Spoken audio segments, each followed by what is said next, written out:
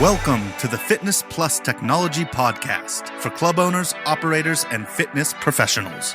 Each week, host Bryan O'Rourke brings you an expert interview with a global influencer at the crossroads of fitness and technology.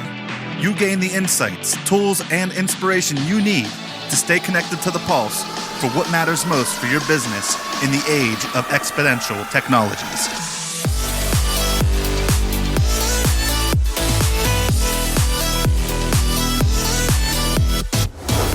Welcome, listeners. Thanks for joining us on the podcast today. Can you believe it is September already? It's so good to have you all join us. A lot of interesting things going on, especially with our talk today on the science of aging. And as you know, with our expert series sponsored by eGym and Fitzy, we are going to have another webinar on this topic tied to this podcast. In the show notes, you can register. It's scheduled for September 29th. I hope you will join us, and I'm sure you will once you hear from Mike Studer, our guest today, as we discuss the science of aging. Now, Mike is really probably one of the most foremost experts on the brain, neurology, exercise, therapy. He is a renowned keynote speaker. His TED Talk is on the subject of the brain is fantastic. He's an author, an award winner, and founder of the Northwest Rehabilitation Associates. His CV is extensive. You'll see it in the show notes, and it was a really special treat to discuss the science of aging with Mike today and getting into key trends, neuroplasticity, and his thoughts on exercise, et cetera, when it comes to aging. And aging is so important because in the next 9 years, there'll be more people over the age of 60 in the United States than school-age children, and that population over 65 is going to more than double in the next 30 to 40 years, and that extends as well to Western Europe. So it is a significant trend to be aware of. One final note, there are a few spots in there with the interview I had with Mike that are a little fuzzy. We were in the middle of a hurricane when I recorded it, but we'll edit it out the best we can, so bear with me there. We wanted to get this content out to you. So it is a pleasure to, and without further ado, to introduce Mike Studer. Listeners, as I said in the intro, what a fascinating discussion this is going to be. Mike Studer, when it comes to a host of intricate and interrelated dynamics, geriatric, science of aging, neuroplasticity, all these things, his TED Talk is phenomenal. We're going to discuss today with Mike the science of aging. Mike, thank you for making time for our listeners today. It's such an honor to have you on the podcast. Always my pleasure to be here, Bryan. Thank you. There's so many things when I'm going to ask you this first question, and in the prep that we had for our listeners, the idea of the science of aging, it's a profound kind of statement. It's a broad statement. You're being an expert in that area. Tell us, what does that mean in your opinion, Mike? Yeah, that's an excellent question. I'm glad you framed it in the manner that you did. The science of aging really means removing some of those incorrect myths, debunking the myths that we have long held about the aging process that cause individuals to feel that because they're 70, they should expect to be more forgetful. Because they're 80, they should expect to fall more frequently. And so that's part of the science of aging. And then really another big part of it that I like to explore in any facet with you is this comprehensive nature of fitness within the human body. We used to think that, I go out for a walk regularly. That's all I really need to do for exercise. And now we understand with this comprehensive nature that balance is part of fitness. Strength is part of fitness. Cognition and flexibility along with cardiovascular. And there is some nice overlap with each one of those, but if you keep yourself inside one silo, you'll lose the fitness attributes that you could have maintained or gained in the other silos. And those biases, Mike, are they just because, people living longer is more of a recent phenomenon? Where do those mythologies come from, in your opinion? Yeah, that's an excellent question. A lot of the mythologies unfortunately come from medicine themselves. As we've observed individuals get older, we have the misconception that this is what's supposed to happen and is occurring because of aging. Whereas the truth is that we now know it's more of a use it or lose it phenomenon. Aging happens because we put people in protected cells. Now, assisted living facilities are excellent. They're fabulous, and they're also improving. But what happens with aging is that we remove the decision-making about my finances, the decision-making about meal preparation, the access to a low surface to stand up from, the access to stairways. And because we remove all those stimuli, we have a collection of individuals that have poor memory and poor strength. Whereas now we understand with the true science that if we kept some of that stimuli around and dosed it appropriately, we could slow that aging process down. I love, by the way, we talked about this before we got on the podcast. I looked at your LinkedIn profile, and listeners, please go follow Mike Studer on LinkedIn. He did a post about 2 weeks ago, and it was acknowledged by, I think, almost 600 professionals, which is significant, right? With over 50 comments. And he talks, if this makes sense, Mike, about an 89-year-old patient that came to you for his initial examination. And to your point, like he says, I don't like to exercise. And it kind of fits what you were just talking about. Can you, for our listeners, will you kind of share that experience? Because it's fascinating. We'll put it in the show notes, by the way. Well, it's so fascinating. And since we have just a little bit of time and we don't have a character limit like we might have in LinkedIn, let me tell you, this gentleman's name is Bud. Okay, I'm not going to compromise his health privacy here, but an 89-year-old gentleman who goes by the name Bud, who's probably about 120 pounds, and he's about 5'7". So put that picture of your grandfather or father or great uncle in your mind and understand that he is busy. He is a tinkerer. He loves to fix machines that are not working. But he admitted to me on our initial examination, I don't like to exercise. I've been to physical therapy in the past and it hasn't helped me, partially because I don't go home and do the exercises that they assign me. And I leaned into him closely and I said, Bud, I need your help fixing a machine that's broken. And he was immediately engaged. And he said to me, what is it? What machine can I help you repair? And I said, I need your help in repairing this machine, your right hip. And I explained to him the mechanics of the ball and socket and the levers and all of these belts that are his muscles that move these parts. And he understood that if we have a fray in one of the belts, we need to actually take care of that. And we needed to either replace it with a new belt or build a stronger belt.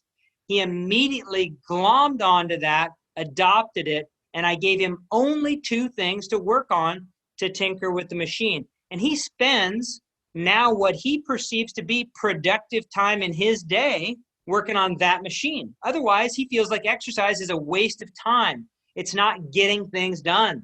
Yeah. It's a fabulous opportunity. And I've seen him now for a total of 3 times. And as I was explaining earlier, he's going to work himself right out of the job. He's going to get this machine repaired.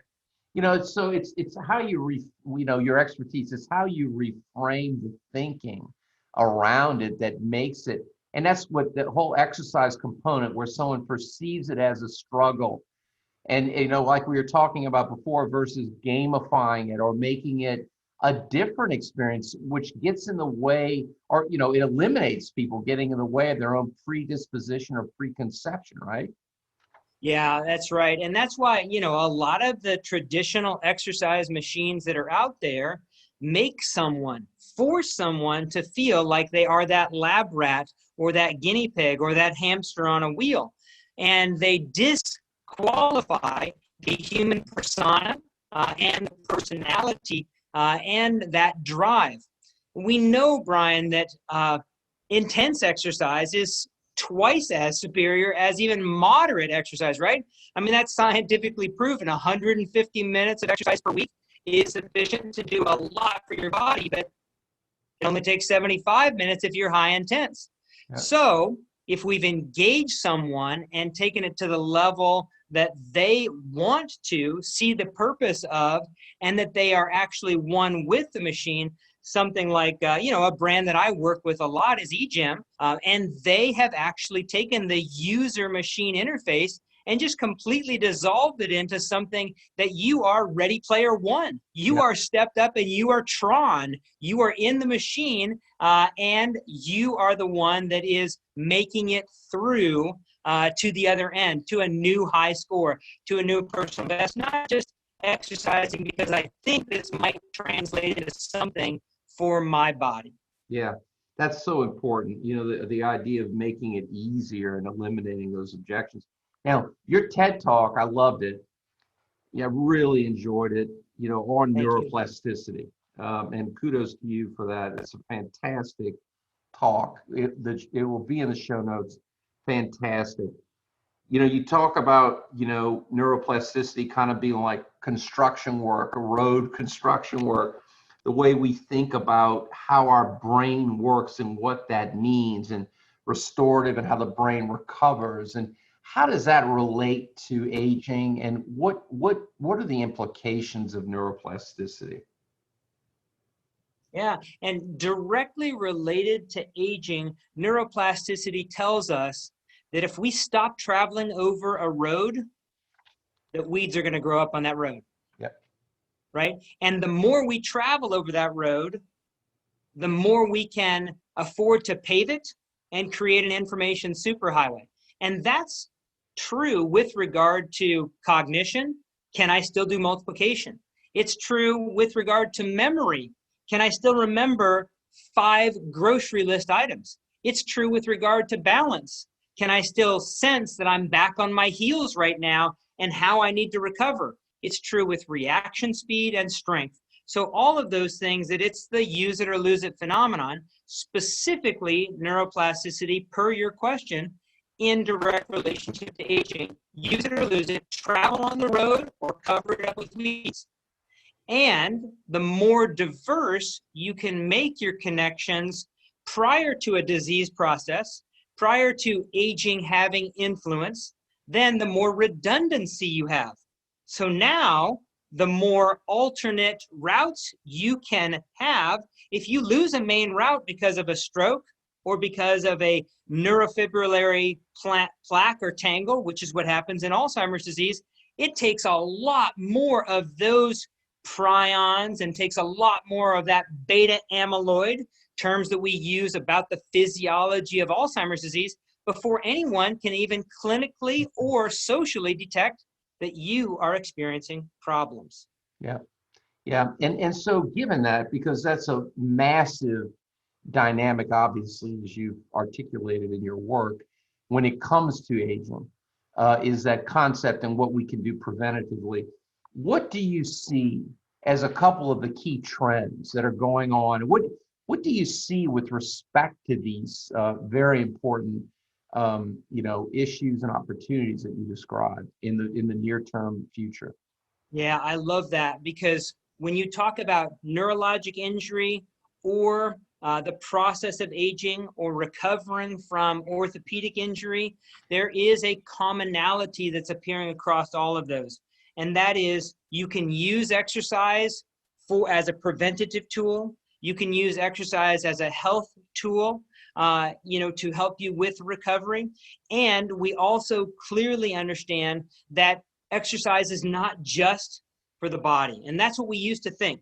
We've alluded to it a couple of times here, but exercise and different facets of exercise have particular attributes of benefits in specific regions of the brain.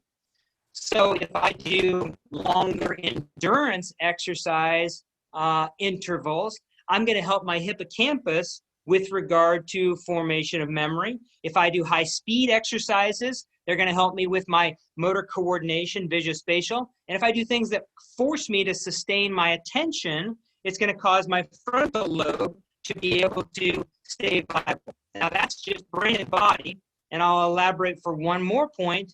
that we know that higher intensity exercise, again, a broad scoping theme here, can help to manage the antioxidants that we unintentionally take in, or those that we take in because our diet isn't perfect, right? So we talked about, extracellular superoxidized dismutase, just released in your body, natural element in your body. Don't have to buy it for $9.99 plus shipping and handling, right? That if you exercise in a high intense manner, you actually can manage some of those free radicals that are in your environment or in your body because of what you've ingested. So it manages that. And final point, across the board, exercise manages inflammation down. Alzheimer's disease, cardiovascular disease, really cancer, diabetes, all of those have the common thread of inflammation. And again, I don't want to lean too heavily on it, but when you can get someone to be engaged, like the eGym products do and a few others with the user interface, when you can get someone to be engaged and get their intensity up and drop their inflammation down, now I've helped your body, I've helped your brain, and we talk about body muscular, but I've also helped your internal organs too. It's fascinating. It is fascinating. Especially when you look at the demographic trends, you know them better than anybody. I mean, the number of people that are entering their 60s and 70s, the incidence of chronic illness and the management of that, the prevention of that, and all the things you're talking about, whether it's cognitive, whether it's physical, musculoskeletal, whatever the dynamics are, all those things and the benefits that you're describing. This is really going to be a new wave, right? That's emerging when it comes to how do we care and help people care for themselves through using these things, deploying these disciplines that you're describing. What being in the fitness business like I am, you being in fitness, but in physical therapy, you're an expertise in cognition, all the things, neuroplasticity, all the things you're an expert in your rehabilitation and services that you do in your expertise, your speaking, etc. What are your thoughts? Like, what would be your advice for people out there to be aware of as far as these trends? Like, what would, whether you're talking about, active living centers, whether you're talking about people living in retirement communities, whether you're just talking about a fitness professional or, a person that's getting older, what are a couple of pearls of wisdom that you might share, Mike? I appreciate that question, and I don't know that I've been asked that question framed as such, so I really appreciate the opportunity. A couple of pearls. It actually does not take much time to receive a dosage that will be either preventative or rehabilitative. It doesn't take much time at all. If I would have answered that question 9 years ago, I would not have been able to draw on high intensity interval training. So that's one thing right there. A couple of minutes, 8 minutes, is actually of high intensity interval, work hard, work easy, work hard, work easy, is now superior to 25 minutes of work easy. And people would have been choice burdened out of, well, what exercise should I do? There's just so many different things I could do, and it takes so long. I don't have time to do it because life's so busy. Wrong. So that's one clear nugget right there. And another thing is that when life is made easier on you, let's say your children are meaningful and are attempting to help you out by doing more for you and you're 80 years old. Whenever you lose a facet of your life for a good reason, you want to think, what did that aspect of my life provide to me that I need to make certain that I am somehow replacing in terms of stimulus? Decision-making, reaction speed, strength, endurance, balance. What could I potentially be losing as a trade-off? So 2 nuggets right there. It doesn't take long to be effective, and watch for those aspects of your life that you are no longer participating in. Maybe you just chose to retire. Well, what did the engagement of work provide to you before? You had to be able to multitask. Are you going to just allow that capacity to erode Or are you going to find another facet to get that done? Go ahead and grab let's get a puppy. Let's spend time with the grandkids. You need to replace the stimuli that you are either intentionally or unintentionally losing in your life. Brilliant insights. Mike, I'm looking forward so much to us being on our webinar virtual event toward the end of September. Folks, in the show notes, we're going to have all the links, including Mike's fantastic TED Talk, his website. He's prolific in his sharing of knowledge. This is one, as I've been talking about for many years, and Mike longer, of these super mega trends that we're talking about, the science of aging. Mike, what an honor it is to be with you. I'm looking so forward to us spending time together with Frank from eGym in a few weeks' time. And I want to just thank you so much for making time for the audience. Yeah, thanks so much, Bryan. I'll look forward to any contacts that come from the show notes. I'm very accessible, and I clearly love to talk about these things. And I'll look forward to listening to this and other recordings that you've got, Bryan. Thanks so much. Mike, we appreciate it. Hello, listeners. This is Bryan O'Rourke, and thanks so much for listening to the Fitness Plus Technology Podcast. The podcast is made possible by the Fitness Industry Technology Council, a consortium of global brands working together to enhance the adoption of technologies in the fitness space. Our company, Videri Ventures, which is invested in Vertimax, Montezuma, Gold's Gym, Houston, Texas, and Fitness 24/7 Thailand, also underwrites the podcast, along with our service companies, Integris Advisors, Moon Mission Media, and others. Please feel free to share this podcast with your colleagues. And if I can be of any assistance to you, don't hesitate to reach out, bryanko'rourke@gmail.com, or find me on any of the major social networks. Have a great day, and thanks for listening.